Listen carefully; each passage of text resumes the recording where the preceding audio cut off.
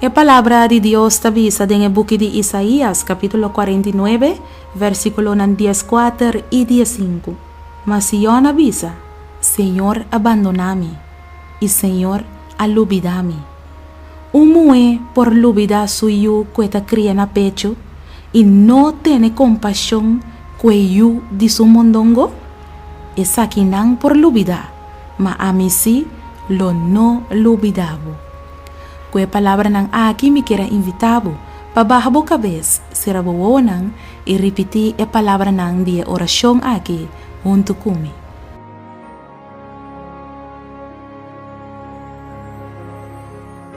Tata de amor, mi tabini awe tembo presencia, viaje más pa mi por reclamabo e promesa aquí, de Isaías 49, versículo 14, teco 15.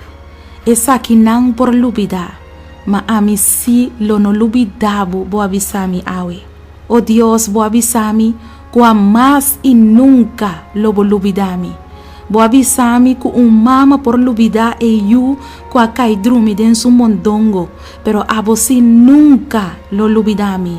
Danki mi Dios, pesei mes mi ta pedibo, pa abo porta esun ku ta bing intervenir de mi situação awe. Bin obra milagre de mi vida.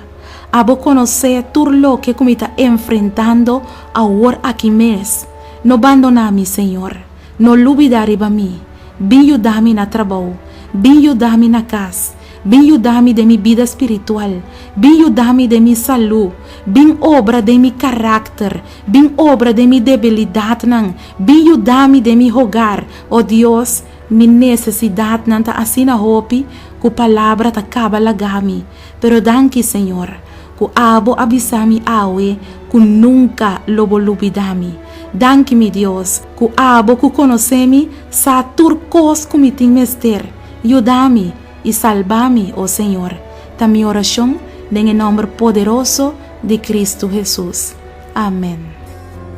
Y Cristo nos dijo, orad siempre, siempre, porque la respuesta está en la oración. Boa puntra bo mes pa hopi anya, com bo mes teresa, de maneira que Deus ta contestava oração, bo que sa compahasi oração com fé fuerte e que bota move em mão de Todo-Poderoso, boa perde trabalho quizás e bota pedindo Deus para abrir porta de vida para outro trabalho. Boti mester de contexto riba oração para uma situação difícil, reclamar com fé. E buki aqui lo mostrava compahasi oração com fé forte e que te pone que Deus não porque da sin reaccionar. Lobo mira Deus move junto cubo den turbo problema nan e problema nan de mais grande e lobo mira com Deus lo treze solução nan inesperada. Busca bobuki reclamar com fé. Escrevi para Nairalin Felicia.